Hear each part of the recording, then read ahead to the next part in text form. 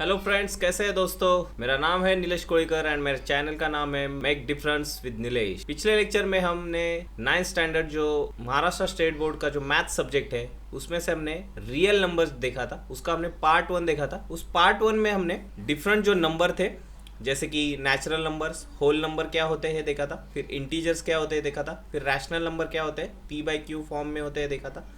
फिर उसके बाद हमने देखा था रियल नंबर्स और रैशनल नंबर जो होते हैं उसकी प्रॉपर्टीज़ हमने यहाँ पे देखी थी। बहुत सारी प्रॉपर्टीज़ थी उसकी डिफरेंट।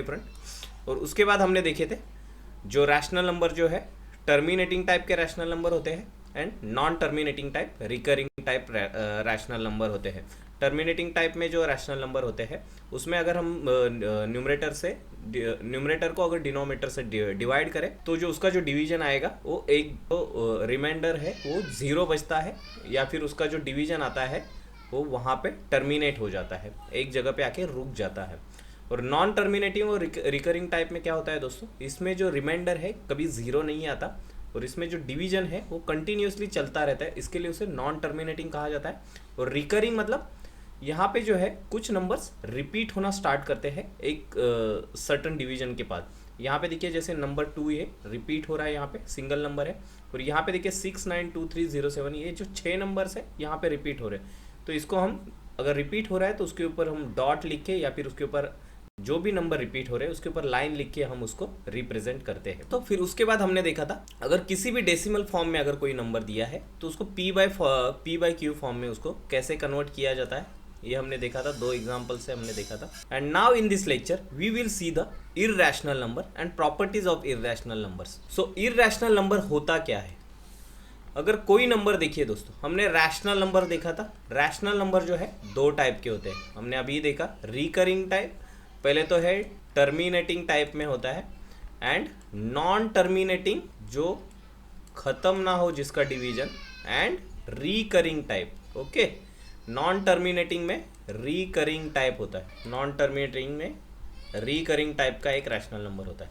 तो इसमें जो रैशनल नंबर आएगा वो कभी खत्म नहीं होता बट रिपीट होने स्टार्ट होता है। बट अभी ये इररेशनल नंबर जो रहते हैं ना दोस्तों, इररेशनल नंबर में क्या रहता है, इररेशनल नंबर जो ऐसा नंबर रहता है जहाँ पे अगर मैं एक नंबर लिख के यहाँ पे आपको एक एग्जांपल के तौर पे बताता हूँ तो यहाँ पे ये 0 1 आ रहा है, फिर उसके बाद 0 0 0 1 आ रहा है, फिर उसके बाद 0 0 0 0 0 1 आ रहा है।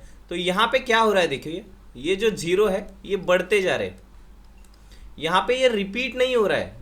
रिकरिंग टाइप में कैसे हो रहा था कि अगर यहाँ पे सपोज ये 2 0 और 1 आ रहा है तो उसमें रैशनल नंबर में जो है यही नंबर जो है बार बार रिपीट होते थे। बट ये इररेशनल नंबर में क्या है दोस्तों, ये जो नंबर है ना ये चेंज हो रहे हैं। यहाँ पे 2 आ रहे हैं, यहाँ पे 4 आ रहे हैं, फिर यहाँ पे 6 0 आ रहे हैं, फिर 1 आ रहा है। तो ये जो नंबर है हर डिवीजन के बाद अलग नंबर आ रहा है।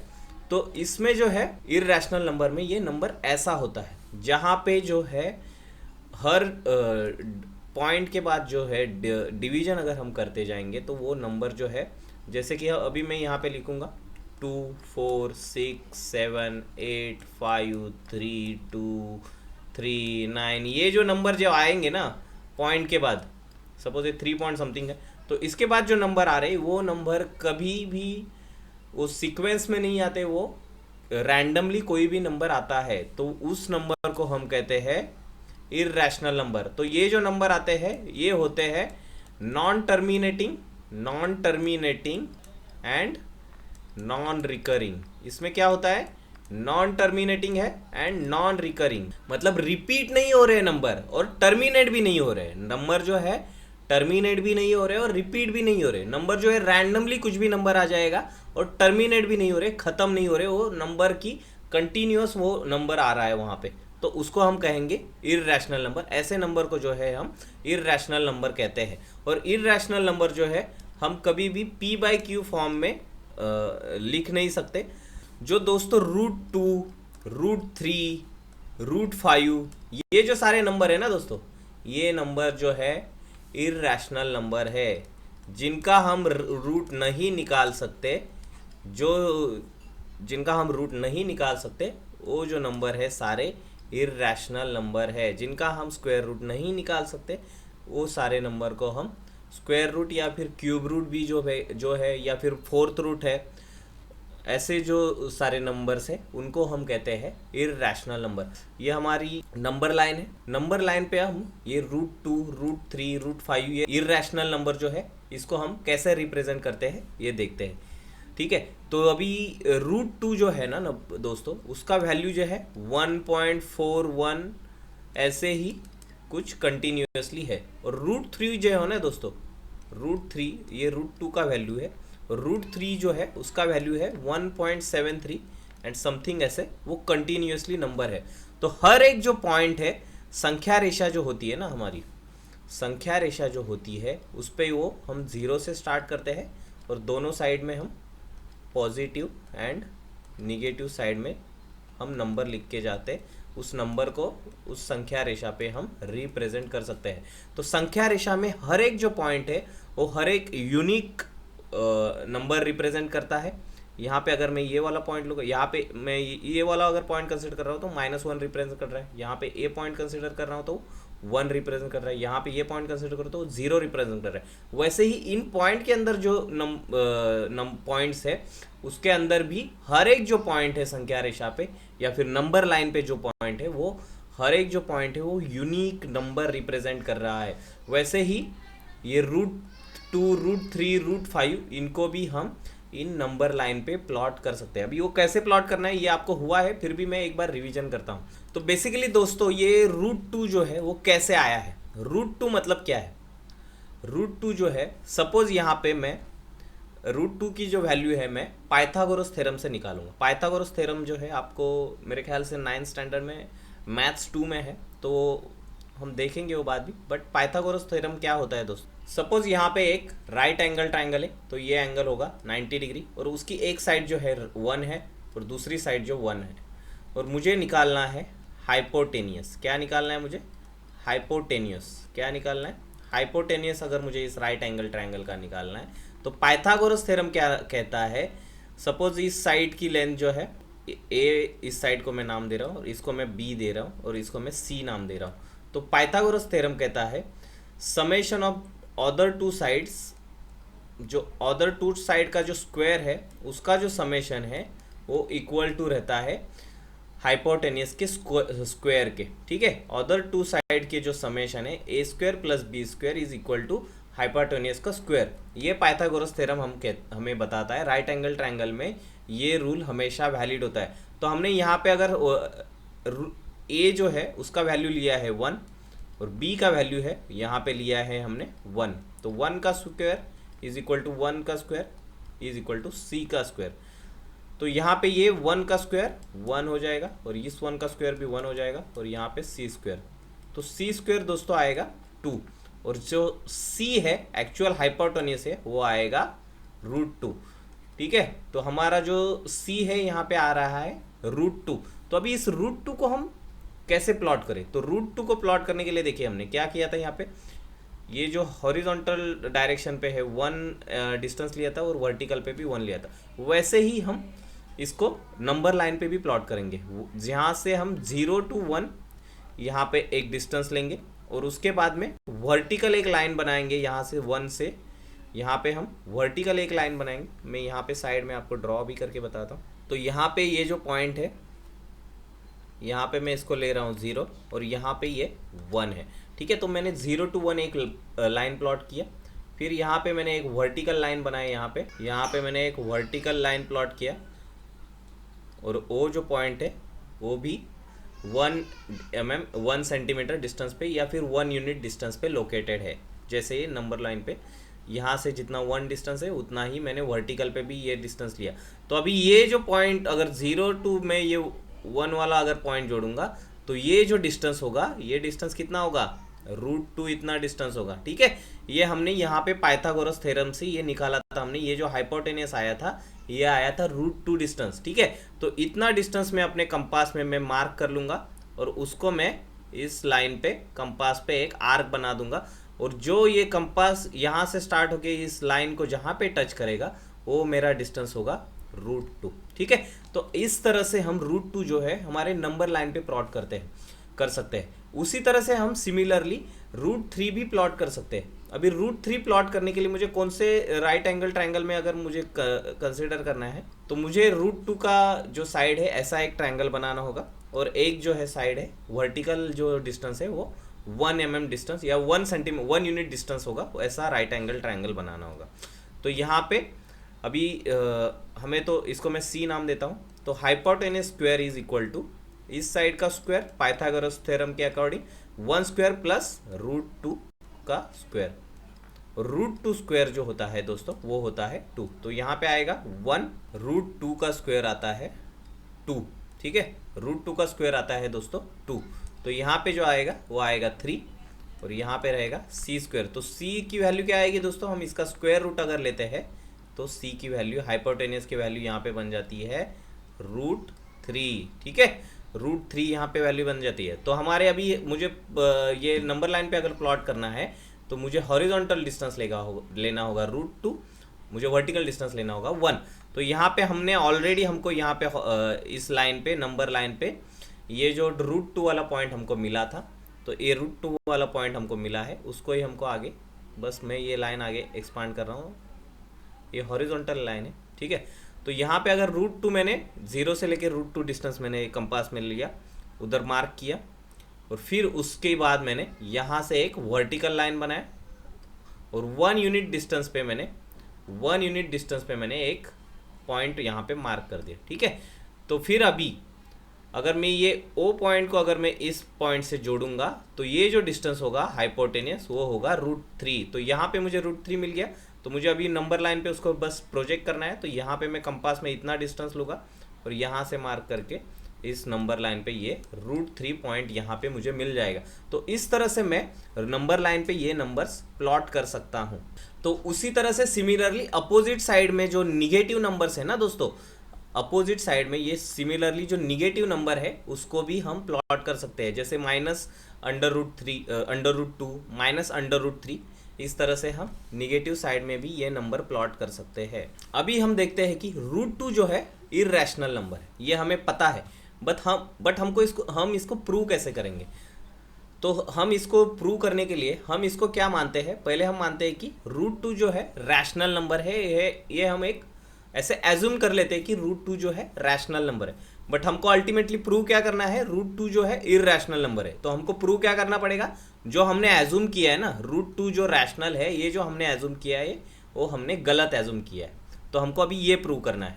तो मैं √2 को कैसे रिप्रेजेंट कर सकता हूँ, अगर मैं √2 को रैशनल नंबर मान रहा हूँ तो √2 को मैं p/q फॉर्म में प्रेजेंट कर सकता हूँ, क्योंकि रैशनल नंबर जो होते हैं दोस्तों, रैशनल नंबर जो होते हैं वो हमेशा p/q फॉर्म में रहते हैं। तो मैं √2 को यहाँ पे p/q फॉर्म में रिप्रेजेंट कर सकता हूँ। तो मैं ये √2 q को इस साइड में लेता हूँ और p को इस साइड। अभी मैं यहाँ पे अगर दोनों साइड का स्क्वायर कर दूंगा ना, तो यहाँ पे आएगा 2q² is equal to p²। अभी देखिए यहाँ पे p² क्या आया है, 2q² आया है, p² is equal to 2q² आया है। तो ये जो p² है 2q² मिला है ना मुझे।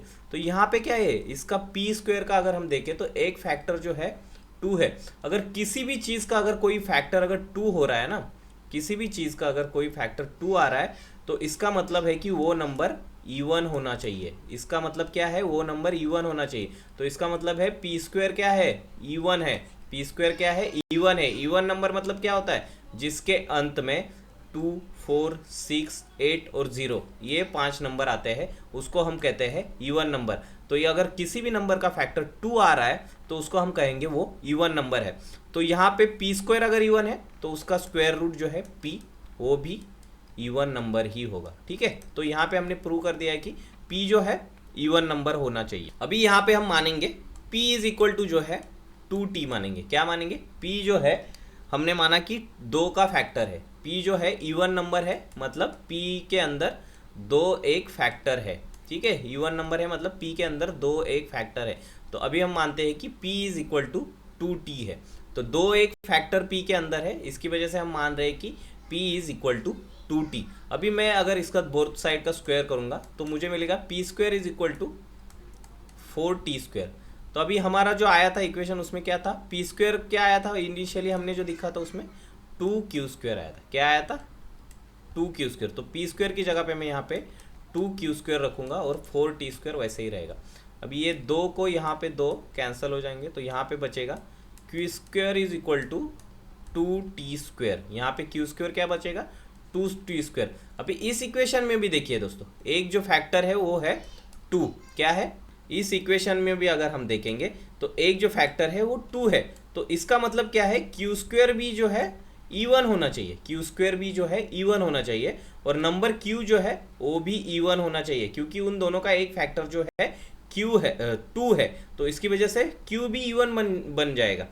बट तो हमने एज्यूम क्या किया था इनिशियली, p/q जो है एक रैशनल नंबर है, और p/q अगर इसमें जो दोनों, इसमें क्या आ रहा है, दोनों का जो है फैक्टर जो है 2 आ रहा है, दोनों का जो एक फैक्टर जो है वो 2 आ रहा है। बट हमने p/q को क्या एज्यूम किया था, वो एक रैशनल नंबर है। तो p/q यहाँ पे क्या होता है, हमने एज्यूम किया था कि p/q जो है रैशनल नंबर है, हमने एज्यूम किया था इनिशियली। बट रैशनल नंबर में क्या होता है दोस्तों, ये जो है रिड्यूस्ड फॉर्म, अगर रैशनल नंबर होता है ना किसी भी चीज़ का, तो reduced form of rational number में क्या होता है, उसका जो है मल्टीप्लिकेशन, उसका जो फैक्टर है 1 के अलावा कोई और फैक्टर नहीं हो सकता, 1 या फिर उस नंबर के अलावा कोई और फैक्टर नहीं हो सकता। बट यहाँ पे जो p और q के जो है हमने क्या डिराइव किया, p और q के 2 फैक्टर आ रहे हैं, 2 फैक्टर आ रहे हैं, p का भी 2 फैक्टर आ रहा है और q का भी 2 फैक्टर आ रहा है। तो इसका मतलब है कि p और q जो है, इस हमने जो एजम्पशन किया है p/q जो है रैशनल नंबर, जो हमने एजम्पशन किया है वो गलत है, क्योंकि हमने इनिशियली एज्यूम किया था कि p/q जो है उसमें कोई भी फैक्टर नहीं है। रैशनल नंबर जब हम एज्यूम करते हैं तो उसमें कोई भी उसमें कॉमन नंबर नहीं होना चाहिए। बट इसमें क्या है, हमने डिराइव किया कि p और q में 2 जो फैक्टर है वो कॉमन आ रहा है, तो उसमें ऐसा तो हमने जो इनिशियली एजम्पशन किया था p/q जो है रैशनल नंबर है वो गलत एजम्पशन है। तो हमने p/q जो है हमने √2 को माना था, तो हमारा जो एजम्पशन था कि ये रैशनल नंबर है, वो एजम्पशन हमारा क्या है, गलत है। ये एजम्पशन क्या है, हमारा गलत है। तो √2 जो है इसकी वजह से रैशनल नंबर, √2 जो है रैशनल नंबर नहीं है। तो रैशनल नहीं है तो क्या है, वो इररैशनल है। क्या है, इररैशनल नंबर है इसकी वजह से। ठीक है, तो इस तरह से हम √3, √5 इस तरह से हम बहुत सारे नंबर जो है डिराइव कर सकते हैं कि वो रैशनल है या इररैशनल। यहाँ पे हम देखेंगे कि मैं डिफरेंट जो इररैशनल नंबर जो होते हैं ना दोस्तों, √2 एंड √3, इसका वैल्यू डिवीजन मेथड से कैसे निकालना है वो हम अभी देखेंगे। ठीक है, तो √2 हम डिवीजन मेथड से कैसे निकालते हैं वो देखते हैं। डिवीजन मेथड है, उसको हम √2 कैसे निकालते हैं वो देखेंगे। तो यहाँ पे मुझे शुरुआत में मैं लिख रहा हूँ 2, और इसका जो 2 के आगे जो है मैं ऐसे 2 में उसको, जो 0 है 2 के आगे उसको मैं 2 में बांट रहा हूँ, 2 के डिवीजन कर रहा हूँ 2 के आगे। और हर एक जो नंबर रहता है ना, हम डिवीजन मेथड से जब भी कोई नंबर का हम स्क्वायर रूट फाइंड करते हैं डिवीजन मेथड से, तो यहाँ पे हम हर एक नंबर जो है 2 नंबर में डिवीजन करते हैं। यहाँ पे मैं 2 के आगे भी 0 लिख रहा हूँ, तो वो भी 2 नंबर में डिवीजन हो जाएगा। ठीक है, तो ये 2 नंबर में हर एक नंबर यहाँ पे डिवाइड कर रहा हूँ। ठीक है, तो अभी मुझे 2 जो है 2 से ऐसा स्क्वायर रूट फाइंड आउट करना है कि जो 2 से कम हो। तो 2 से कम स्क्वायर रूट वाला नंबर क्या है दोस्तों, 2 से अगर देखा जाए हमें, तो अगर स्क्वायर हम देखे जाएंगे ना दोस्तों, तो 1 का स्क्वायर होता है 1, तो उसके उसमें ही बनेगा 1 का जो स्क्वायर रूट है वो बनेगा 1, और 2 का स्क्वायर होता है 4, तो 4 का स्क्वायर रूट बनेगा 2। ठीक है, तो अभी हमको ऐसा स्क्वायर नंबर फाइंड आउट करना है जिसका स्क्वायर जो है 2 से कम हो। तो यहाँ पे देखिए 3 का अगर हम स्क्वायर देखेंगे तो वो 9 आता है। तो हमारा जो है हमको फाइंड आउट करना है 2 का स्क्वायर रूट फाइंड करना है, तो हमको ऐसा स्क्वायर फाइंड करना है जो 2 से कम हो।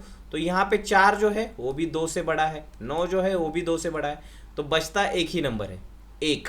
ठीक है, तो हम यहाँ पे इसको जो है डिवीजन हम करेंगे 1 से। कितने का डिवीजन जाएगा, यहाँ पे 1 का डिवीजन जाएगा। ठीक है, तो हमने डिवीजन दिया 1 का, तो उसका नंबर जो है स्क्वायर रूट ऑफ, तो यहाँ पे हमारा जो डिवीजन है वो 1 आएगा। ठीक है, तो यहाँ पे जो डिवीजन आता है उसको हम प्लस करते हैं, और यहाँ पे जो है अंदर जो रहता है उसको हम माइनस करते हैं। तो यहाँ पे 1 + 1 क्या हो जाएगा दोस्तों, 2 हो जाएगा, और यहाँ पे 2 - 1 क्या हो जाएगा, 1 हो जाएगा। अभी मैंने यहाँ पे जो 2 0 लिखे हैं वो नीचे आ जाएंगे। तो जब मैं ऐसे 0 यहाँ से, ये 2.000 है, ठीक है। तो यहाँ पे जब पॉइंट के आगे मैं अभी जब डिवीजन स्टार्ट करूँगा तो मुझे यहाँ पे भी पॉइंट देना पड़ेगा, ठीक है। तो अभी मैंने यहाँ पे 2 लिखा है।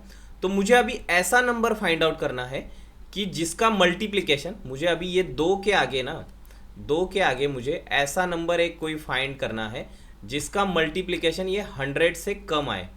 तो मुझे यहाँ पे तो उतना ही डिवीजन, मुझे वो नंबर जो मैं यहाँ पे जो नंबर लिखूंगा 2 के आगे, वो नंबर मुझे उतना ही नंबर से मुझे यहाँ पे भी उसका डिवीजन देना पड़ेगा, ठीक है। तो मुझे ऐसा नंबर फाइंड आउट करना है। तो अभी मैं देखूँ, अगर यहाँ पे मैं 1 से इसको मल्टीप्लाई करता हूँ तो क्या आता है, 21 × 21, 22 × 2 करता हूँ। तो मुझे ऐसा नंबर फाइंड आउट करना होता है कि जहाँ, अगर मैं यहाँ पे 4 लिखता हूँ ना, यहाँ पे अगर मैं 1 लिखता हूँ तो उसका मल्टीप्लिकेशन के भी नंबर में मैं 1 लिखूँगा। अगर मैं यहाँ पे 2 लिखता हूँ तो उसके मल्टीप्लिकेशन के नंबर में भी यहाँ पे मैं 2 लिखूँगा, क्योंकि मुझे उसको उतना ही वहाँ पे डिवीजन लिखना है। तो ये जो डिवीजन मेथड है स्क्वायर रूट फाइंड आउट करने की, ये थोड़ी अलग मेथड है, ठीक है। तो 22 × 4 आता है 44, जो 100 से बहुत कम है। 23 इंटू मैं अगर 3 करूँ तो यहाँ पे सेम नंबर ले रहा हूँ मैं, 3 और 3, 23 और इंटू 3 होता है 69, ये भी 100 से बहुत कम है। तो अगर अभी मैं 24 × 4 कर दूँ तो कितना आता है, 96, ठीक है। ये नंबर मैं सेम ले रहा हूँ, दोनों साइड में 4 और 4 ही ले रहा हूँ। तो 96 जो है 100 के बहुत ही नज़दीक है। और अगर उसके आगे भी हमको जाना है, 25 × 5 कितना आएगा, 125। तो ये 100 से ज़्यादा आ रहा है, तो 100 से ज़्यादा नहीं चाहिए हमको, 100 से कम नंबर चाहिए, ठीक है, यहाँ पे डिवीजन कराने के लिए। तो यहाँ पे क्या नंबर आएगा, हम लिखेंगे 96, और यहाँ पे हम लिख रहे हैं 4, और यहाँ पे जितना नंबर आप लिख रहे हो उतना ही नंबर इसमें आपको ऐड भी करना है।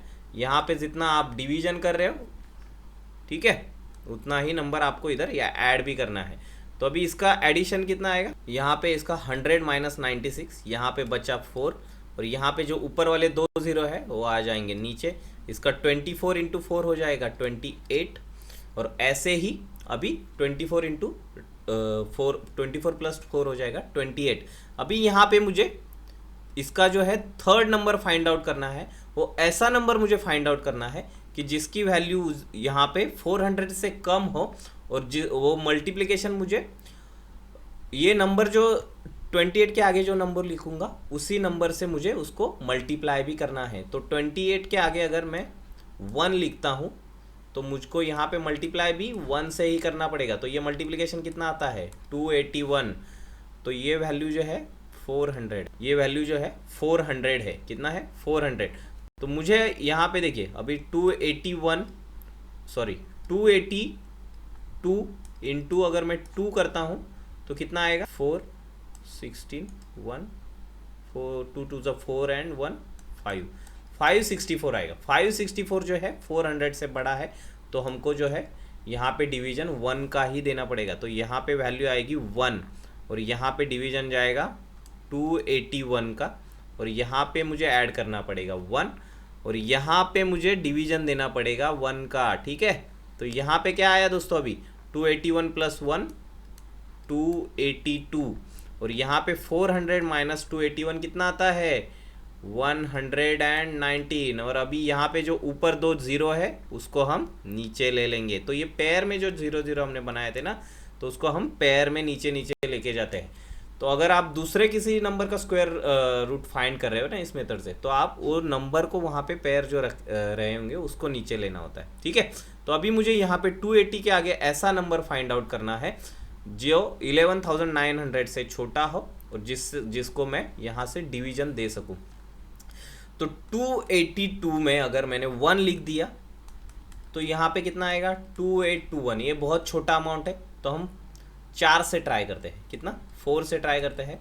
2824 × 4, तो यहाँ पे कितना आता है देखते हैं। 4 4 = 16 1 4 2 = 8 एंड 1 9 4 8 = 32 3, 4 2 ज़ा 8 एंड 3 11। तो ये वैल्यू आई 11,296। कितनी आई वैल्यू?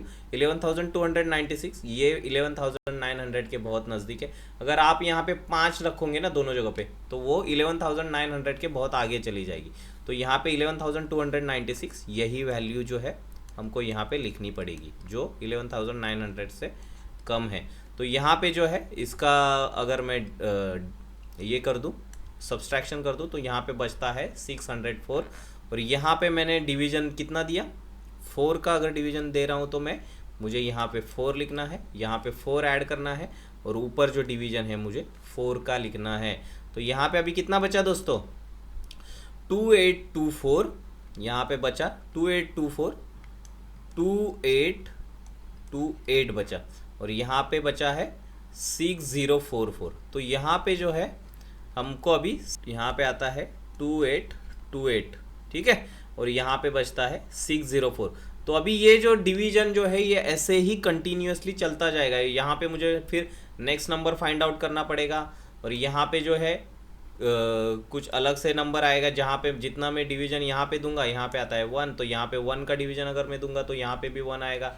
तो ऐसे ये जो नंबर है कंटिन्यूअसली चलता जाता है। तो √2 की जो वैल्यू है दोस्तों, वो कंटिन्यूअसली वो ग्रो होती रहती है। 1.421, उसके बाद ऐसे ही कोई रैंडम नंबर आते रहते हैं।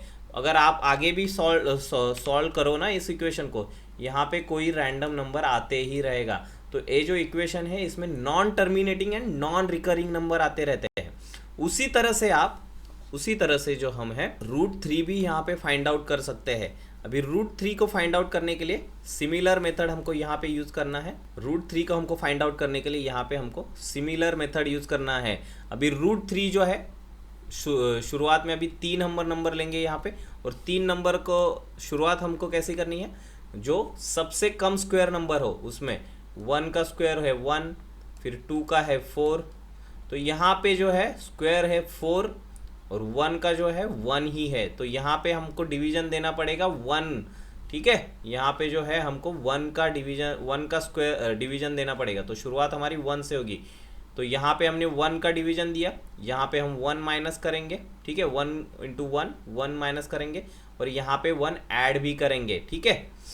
तो यहाँ पे मैं लिखता हूँ, तो यहाँ पे मैंने शुरुआत को 1 का डिवीजन दिया, तो यहाँ पे आएगा 1, यहाँ पे मैं 1 माइनस करूँगा, और सिमिलरली यहाँ पे मैं पेयर्स बना रहा हूँ 0 0 के, ठीक है। यहाँ पे मैंने 0 0 के पेयर्स बना रहा हूँ, ताकि मैं इसको 2 नंबर के पेयर बनाने हैं, ताकि हम उसको आसानी से डिवाइड करें। तो यहाँ पे आएगा 2, और यहाँ पे बचेगा 2।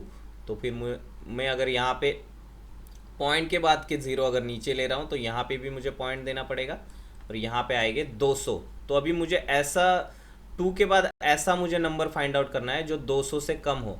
तो मैं यहाँ से अभी देख के ही ले रहा हूँ, तो आप ये करके ट्राई करिए। तो 27 × 7 अगर मैं करता हूँ, तो यहाँ पे अगर मैं जो नंबर ले रहा हूँ तो वही नंबर मुझे यहाँ पे भी लेना है।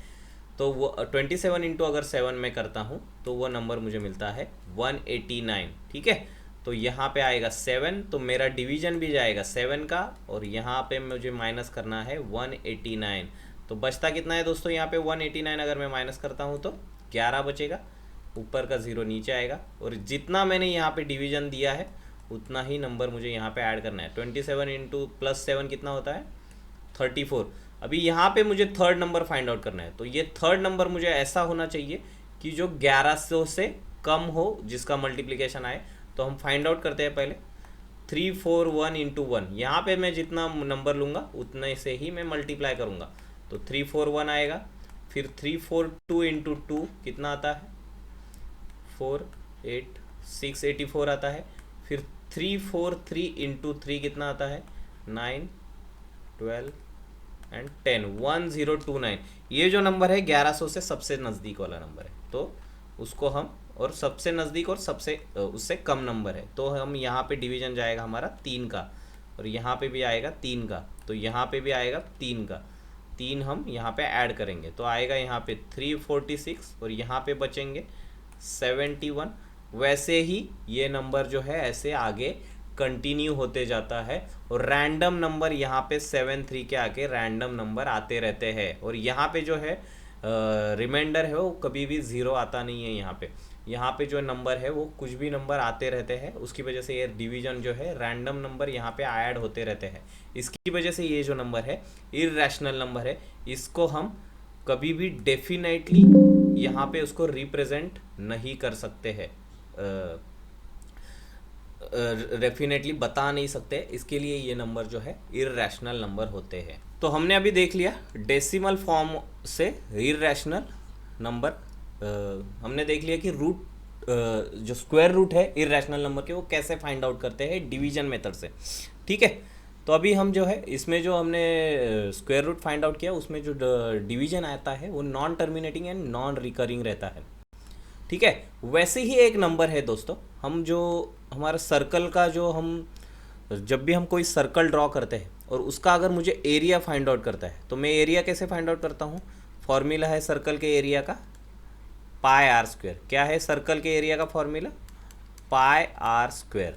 या फिर अगर मुझे इसका परीख फाइंड आउट करना है या फिर इसका पेरीमीटर अगर मुझे फाइंड आउट करना है तो पेरीमीटर में कैसे फाइंड आउट करता हूँ? 2 पाई आर। पेरीमीटर में फाइंड आउट करता हूँ 2 पाई आर। तो इसमें जो ये पाई जो है ना दोस्तों, ये पाई है क्या? ये पाई जो नंबर है, ये जो पाई जो नंबर है ना दोस्तों, इसमें ये पाई नंबर भी एक इर्रेशनल नंबर है। क्या है? पाई जो है ये इर्रेशनल नंबर है। पाई जो है एक इर्रेशनल नंबर है। अभी आप घर पे आप ये ट्राई करिए, ये जो डिफरेंट यहाँ पे रेडियस के जो सर्कल दिए हैं वो आप ड्रॉ करिए। यहाँ पे जो डिफरेंट 7 सेंटीमीटर, 8 सेंटीमीटर, फिर 5.5 सेंटीमीटर, ये जो डिफरेंट रेडियस के यहाँ पे सर्कल दिए हैं ना, आप यहाँ पे ये सर्कल आप ड्रॉ करिए और यहाँ पे इसका डायमीटर मेजर कीजिए और इसका सरकमफरेंस मेजर करिए। हर एक सर्कल का डायमीटर मेजर करिए और सरकमफरेंस मेजर करिए। हर एक सर्कल का डायमीटर और सरकमफरेंस मेजर करिए और आप सरकमफरेंस मतलब परीख जो है, पेरीमीटर जो है, सरकमफरेंस डिवाइडेड बाय डायमीटर, इसका रेशो लीजिए और इसका रेशो क्या आता है आप फाइंड आउट करिए। इसका जो रेशो आता है ना दोस्तों वो होता है सरकमफरेंस और पेरीमीटर का जो रेशो होता है वो आता है पाई। कितना आता है? पाई। इतना रेशो आता है। ये पाई की वैल्यू जो होती है हम एज्यूम करते हैं कि वो 3.14 इतनी है, बट यहाँ पे जो ये नंबर है ना ये अनएंडिंग नंबर है। यहाँ पे non terminating and non recurring number है ये पाई। इसमें जो नंबर आते हैं आगे वो कंटिन्यूसली कुछ भी रैंडम नंबर आते हैं, वो एक भी नंबर यहाँ पे रिपीट नहीं होता है। एक भी नंबर का ऑर्डर जो है, ऑर्डर कभी भी रिपीट नहीं होता है। क्रम जो है यहाँ पे रिपीट नहीं होता है, वो अलग अलग रैंडमली ये नंबर आते हैं। तो इसकी वजह से ये पाई भी जो है वो इर्रेशनल नंबर बन जाता है।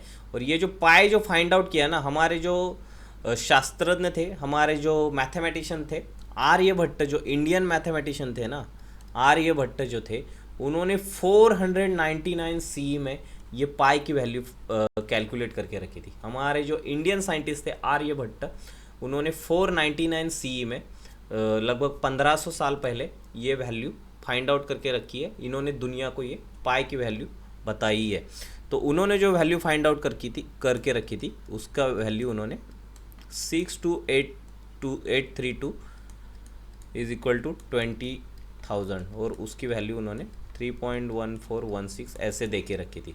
तो ये जो यहाँ पे जो वैल्यू दी है ना, ये इसको शॉर्ट कर दिया है, बट ये ऐसे अनएंडिंगली चलती ही रहती है। और ये जो वैल्यू है ना पाई की, और रैशनल नंबर में अगर उसको हम इक्वेट करना चाहेंगे, उसको हम अगर p/q फॉर्म में अगर इक्वेट करना चाहेंगे तो सबसे नज़दीकी जो p/q फॉर्म है उसका है 22/7। अगर मैं 22 को 7 से डिवाइड कर दूं तो मुझे मिलता है 3.14 समथिंग लाइक दैट। यहाँ पे ये नंबर ऐसे चलता ही रहता है। ठीक है, तो यहाँ पे ये नंबर ऐसे चलता ही रहेगा। तो यहाँ पे जो सबसे नज़दीकी वाला रैशनल नंबर है पाई के वो है 22 डिवाइडेड बाय 7। ये जो है इसको भी हम एज अ पाई रिप्रेजेंट करते हैं, बट ये एग्जैक्टली पाई के इक्वल नहीं है, ये याद रखिए दोस्तों। पाई जो है इर्रेशनल नंबर है, पाई जो है इर्रेशनल नंबर है। अभी हमको पता है कि √3 जो है इर्रेशनल नंबर होता है, √3 जो है इर्रेशनल नंबर होता है।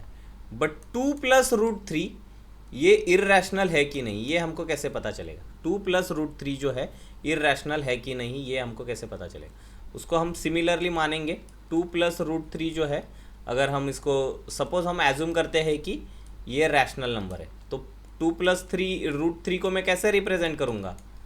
p/q फॉर्म में रिप्रेजेंट करूँगा, और यहाँ पे ये √3 रहेगा, और मैं इस 2 को इस साइड लेता हूँ, p/q - 2। अभी यहाँ पे क्या हो गया दोस्तों?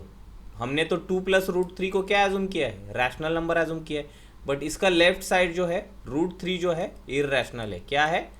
इर्रेशनल है। √3 जो है इर्रेशनल है। इसके लिए जो हमने जो एजम्पशन किया था 2+√3 रैशनल है, वो गलत है। तो इसकी वजह से 2+√3 जो है वो भी इर्रेशनल नंबर है। ठीक है, ये हम ऐसे प्रूव कर सकते हैं। अभी हम देखते हैं डिफरेंट, अगर जो रैशनल नंबर में हम अगर कोई इर्रेशनल नंबर में अगर कोई हम इर्रेशनल नंबर ऐड करते हैं तो उसका जो आंसर है वो रैशनल नंबर भी आ सकता है और इर्रेशनल नंबर भी आ सकता है। और या फिर इर्रेशनल नंबर को अगर हम किसी इर्रेशनल नंबर से मल्टीप्लाई करेंगे तो उसका नंबर उसका जो आंसर है, उसका जो प्रोडक्ट है वो रैशनल नंबर भी आ सकता है और इर्रेशनल नंबर भी आ सकता है। और अगर किसी इर्रेशनल नंबर को हम इर्रेशनल नंबर से डिवाइड कर रहे हैं तो उसका जो डिवीजन है वो रैशनल भी आ सकता है और इर्रेशनल भी आ सकता है। अगर किसी इर्रेशनल नंबर से हम कोई इर्रेशनल नंबर सब्सट्रैक्ट कर रहे हैं तो उसका जो सब्सट्रैक्शन है वो रैशनल भी आ सकता है और इर्रेशनल भी आ सकता है। अभी हम कुछ एग्जाम्पल से यहाँ पे देखते हैं। यहाँ पे इन्होंने कुछ एग्जाम्पल दिए हैं। सपोज मैं 2+√3 में -√3 सब्सट्रैक्ट कर रहा हूँ, तो इसका सब्सट्रैक्शन क्या आएगा? ये √3 और ये √3 कैंसिल हो जाएगा, और ये 2+√3 हमने देखा था अभी, वो इर्रेशनल नंबर था। तो यहाँ पे मैं इर्रेशनल नंबर से कोई एक इर्रेशनल नंबर सब्सट्रैक्ट कर रहा हूँ, तो यहाँ पे बचता है 2 जो कि एक रैशनल नंबर है। तो यहाँ पे हमको ये पता चल रहा है कि अगर इर्रेशनल नंबर से मैं इर्रेशनल नंबर सब्सट्रैक्ट कर रहा हूँ तो उसकी जो सब्सट्रैक्शन है वो इर्रेशनल नंबर भी आ सकती है। ठीक है, अगर मैं इससे √5 सब्सट्रैक्ट करूँ तो इसका सब्सट्रैक्शन यहाँ पे नहीं होगा। ठीक है, इसके आगे सब्सट्रैक्शन नहीं होगा, तो ये इर्रेशनल नंबर ही बन जाएगा। ठीक है, तो इर्रेशनल भी आ सकता है और रैशनल भी आ सकता है। अभी यहाँ पे इन्होंने अभी एक दूसरा एग्जाम्पल दिया है। सपोज मैं 4√5 जो है एक इर्रेशनल नंबर है, इसको मैं √5 से अगर मैं डिवाइड कर रहा हूँ तो इसका डिवीजन क्या आएगा? ये √5 को ये √5 कैंसिल हो जाएगा, तो ये इसका डिवीजन जो है यहाँ पे क्या बन रहा है? इसका डिवीजन जो है यहाँ पे रैशनल नंबर बन रहा है। तो मैं अगर किसी भी इर्रेशनल नंबर को इर्रेशनल नंबर से डिवाइड करता हूँ तो उसका जो डिवीजन है रैशनल भी आ सकता है और इर्रेशनल भी रह सकता है। ठीक है, तो ये हमने एक यहाँ पे बात देख ली। फिर अगर ऐसे ही मैं किसी भी इर्रेशनल नंबर को अगर मैं इर्रेशनल नंबर से मल्टीप्लाई करता हूँ तो क्या नंबर आता है? यहाँ पे देखिए, अभी √3 और √3 क्या हो जाएगा? 3 हो जाएगा। ठीक है, 2 × √3 बन जाता है 3, और ये फाइनली मल्टीप्लिकेशन आता है 6। तो 6 जो है फाइनली है रैशनल नंबर। तो यहाँ पे इर्रेशनल नंबर और इर्रेशनल नंबर का दोनों में मैंने मल्टीप्लिकेशन किया, उसका नंबर आया, उसका जो प्रोडक्ट आया वो आया रैशनल नंबर। तो किसी भी इर्रेशनल नंबर को अगर मैं इर्रेशनल नंबर से मल्टीप्लाई करता हूँ तो रैशनल नंबर भी उसका आंसर आ सकता है और इर्रेशनल नंबर भी आ सकता है। ये चीज़ आप ध्यान में रखिए। अभी यहाँ पे देखिए, सपोज ये है √2 × √5, इनका मैं मल्टीप्लिकेशन कर रहा हूँ, ये दोनों भी इर्रेशनल नंबर है, तो इनका मल्टीप्लिकेशन कैसे आएगा? √10, क्योंकि ये दोनों भी स्क्वायर रूट में है, तो स्क्वायर रूट में है, दोनों का ऑर्डर जो है सेम है, तो मैं इसको 2 रूट इंटू √2 ऐसे लिख सकता हूँ, और फाइनली आंसर में √10 ऐसे लिख सकता हूँ। या फिर मैंने यहाँ पे देखिए 2√5 - √5, अगर मैंने यहाँ पे ऐसे लिख दिया तो यहाँ पे क्या होगा? यहाँ पे मैं √5 जो है दोनों से बाहर कॉमन ले लूँगा, √5 दोनों से बाहर ले लूँगा, और 2 - 1 यहाँ पे बचेगा, तो यहाँ पे मेरा आंसर आएगा √5। तो यहाँ पे क्या हो गया? दो इर्रेशनल नंबर का सब्सट्रैक्शन मेरा इर्रेशनल नंबर ही आया। ठीक है, तो इससे हमको अभी ये बात पता चल गई, इर्रेशनल नंबर का मल्टीप्लिकेशन, एडिशन, सब्सट्रैक्शन, डिवीजन कुछ भी रैशनल भी आ सकता है और इरेशनल भी आ सकता है। अगर मैं एडिशन और subtraction of rational number with irrational number करूँ ना तो वो इरेशनल नंबर ही आएगा। ये चीज़ ध्यान में रखिए दोस्तों। अगर मैं किसी रैशनल नंबर में, सपोज मैं यहाँ पे ले रहा हूँ 2/3 कोई रैशनल नंबर ले रहा हूँ और उसमें कोई इरेशनल नंबर ऐड कर रहा हूँ, तो ये क्या बन जाएगा? इरेशनल नंबर ही बन जाएगा। ये हमको डेफिनेट पता है। अगर किसी भी मैं रैशनल नंबर में इरेशनल नंबर ऐड कर रहा हूँ या फिर सब्सट्रैक्ट कर रहा हूँ किसी भी रैशनल नंबर से, तो वो इरेशनल नंबर बन जाएगा। उसका जो उसका जो एडिशन और सब्सट्रैक्शन आएगा वो इरेशनल नंबर ही बन जाएगा। और मैं किसी भी रैशनल नंबर को 2/3 को अगर मैं इससे मल्टीप्लाई भी करता हूँ ना, सपोज 2/3 को अगर मैं किसी इरेशनल नंबर से मल्टीप्लाई करता हूँ तो उसका जो प्रोडक्ट आता है वो भी बन जाता है इरेशनल नंबर। या फिर मैं किसी भी रैशनल नंबर को अगर मैं डिवाइड करता हूँ इरेशनल नंबर से तो उसका जो डिवीजन है वो भी इरेशनल नंबर ही आ जाएगा। ठीक है, ये चीज़ आपको अभी समझ में आ गई है, different properties of irrational numbers. अगर ए और बी कोई रियल नंबर है, अभी यहाँ पे हम देखेंगे रियल नंबर के कुछ रिलेशन इन्होंने यहाँ पे दिए हैं। अगर ए और बी जो है कोई रियल नंबर होते हैं तो उनमें ये इनमें से कोई एक रिलेशन वैलिड होता है, या तो ए और बी इक्वल हो, या तो ए बी से बड़ा हो, या फिर बी जो है ए बी के इक्वल हो, ए बी से बड़ा हो, या फिर ए जो है बी से छोटा हो। इन तीनों में से कोई एक रिलेशन वैलिड हो सकता है रियल नंबर के मामले में। ठीक है, ये हमको पता ही है। और अगर सपोज यहाँ पे ए जो है बी से अगर छोटा है और बी अगर सी से छोटा है, बी जो है अगर सी से छोटा है, तो यहाँ पे हम कह सकते हैं कि ए जो है सी से छोटा है। इस जो यहाँ पे रिलेशन डेवलप हुआ, ए अगर बी से छोटा है, बी सी से छोटा है, तो ए जो है सी से छोटा है, हम कह सकते हैं। ठीक है, और यहाँ पे अगर ए जो है बी से छोटा है, ए जो है बी से छोटा है, और दोनों को अगर मैं सी से मल्टीप्लाई कर रहा हूँ ना, दोनों साइड को, बी और ए को अगर मैं दोनों साइड को अगर सी से मल्टीप्लाई कर रहा हूँ, तो इनका जो प्रोडक्ट आएगा दोनों का वो भी ए सी जो है, ए वाली साइड जो है वो कम रहेगी और बी सी जो है वो ज़्यादा रहेगी, क्योंकि बी इसमें ज़्यादा है और आप सेम नंबर से मल्टीप्लाई कर रहे हो दोनों साइड, तो सेम ही रहेगा वो। ठीक है, दोनों जो प्रोडक्ट भी आएगा वो भी उनमें जो रिलेशन है वो वही वैलिड करेगा वहाँ पे। और अगर ए और बी अगर एक दूसरे से छोटे हैं, तो यहाँ पे अगर मैं ए में सी ऐड कर रहा हूँ और बी में भी अगर सेम नंबर सी ऐड कर रहा हूँ, तो यहाँ पे जो है ए प्लस सी जो है बी प्लस सी से छोटा ही रहेगा, क्योंकि हम यहाँ पे सेम नंबर ऐड कर रहे हैं, सेम नंबर ऐड कर रहे हैं। तो सेम नंबर अगर हम ऐड कर रहे हैं तो उस रिलेशन में कोई फर्क नहीं पड़ेगा। ठीक है, अभी हम देखेंगे square root of a negative number. Square root of a negative number, अभी हमको ये पता है कोई भी नंबर हम लेते हैं, स्क्वायर रूट ऑफ ए जो है अगर बी होता है, स्क्वायर रूट ऑफ ए जो है अगर बी होता है, तो बी स्क्वायर क्या होगा? अगर मैं इसका स्क्वायर करूंगा तो बी स्क्वायर आएगा, ए आएगा। ठीक है, बी स्क्वायर जो आएगा वो आएगा ए। तो मैं यहाँ पे अगर √5 लिखूँ, √5 अगर x है, तो यहाँ पे मैं x का अगर स्क्वायर करूँ तो x स्क्वायर क्या आएगा? 5 आएगा। ये किसी भी नंबर के लिए वैलिड है। अगर मैं यहाँ पे √7 इज इक्वल टू x लिखूँ तो x स्क्वायर अगर मैं कर दूंगा, x square is equal to 7 आएगा। ठीक है, तो हमको पता है कि ये ऐसे होता है। बट जो रियल नंबर होते हैं ना, रियल नंबर के जो स्क्वायर रहते हैं वो हमेशा नॉन निगेटिव रहते हैं। रियल नंबर जो रहते हैं, रियल नंबर के स्क्वायर जो है वो हमेशा क्या रहते हैं? Non negative. क्या रहते हैं? रियल नंबर के स्क्वायर जो है वो हमेशा नॉन निगेटिव रहते हैं। क्योंकि यहाँ पे देखिए मैं बताता हूँ, रियल नंबर मतलब क्या होता है, यहाँ से 0, 1, फिर 2, फिर 3, और निगेटिव साइड में भी -1, -2, -3, और जो भी p/q फॉर्मेट में होंगे उसको हम रियल नंबर कहते हैं। ठीक है, p/q फॉर्मेट में जो भी नंबर रहते हैं उसको हम रियल नंबर कहते हैं या फिर रैशनल नंबर कहते हैं। और रियल नंबर में दोस्तों देखिए, रियल नंबर में जो है रैशनल नंबर भी आते हैं और इरेशनल नंबर भी आते हैं।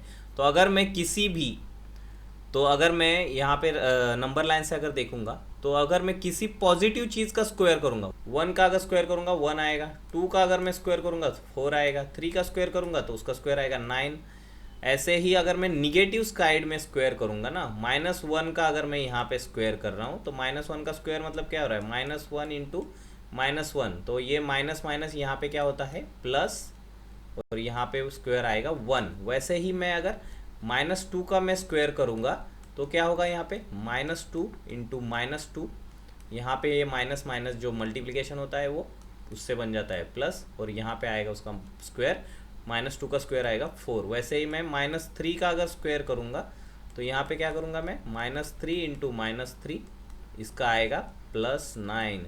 तो यहाँ पे देखिए क्या हो रहा है, अगर मैं किसी भी निगेटिव चीज़ का, निगेटिव रियल नंबर का अगर यहाँ पे मैं स्क्वायर कर रहा हूँ तो वो पॉजिटिव आ रहा है, और किसी भी पॉजिटिव चीज़ का मैं स्क्वायर कर रहा हूँ तो वो तो पॉजिटिव रहता ही है। ठीक है, तो अभी मैं यहाँ पे इसका स्क्वायर रूट लूँगा 9 का अगर मैं स्क्वायर रूट लेता हूँ तो उसका स्क्वायर रूट क्या आएगा, 9 का स्क्वायर रूट क्या है, एक तो -3 हो सकता है या फिर 3 हो सकता है।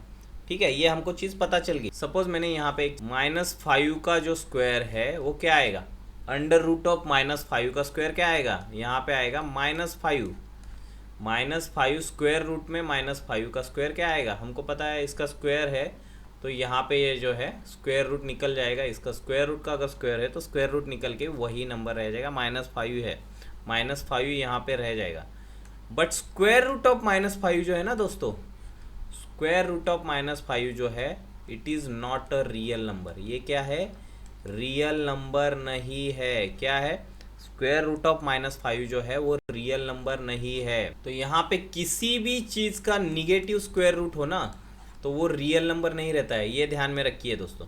किसी भी चीज़ का अगर स्क्वायर रूट रहता है तो वो रियल नंबर नहीं रहता है, क्योंकि अगर मैं किसी भी चीज़ का स्क्वायर करूँ ना तो वो क्या है, पॉजिटिव नंबर आना चाहिए। किसी भी चीज़ का अगर मैं स्क्वायर करूँ तो वो पॉजिटिव नंबर आना चाहिए, बट यहाँ पे ये जो नंबर आ रहा है वो निगेटिव आ रहा है, तो इसकी वजह से मैं स्क्वायर रूट ऑफ 5 जो है, स्क्वायर रूट ऑफ -5 जो है वो रियल नंबर नहीं है। ठीक है, अगर स्क्वायर रूट में मैं -5 लिख रहा हूँ then this is not a real number. Okay, ठीक है दोस्तों, यहाँ पे ये कुछ नंबर्स दिए, आप वो प्रैक्टिस करिए। तो इस लेक्चर में हम इतना ही, बाकी जो बचा हुआ है हम नेक्स्ट लेक्चर में देखेंगे।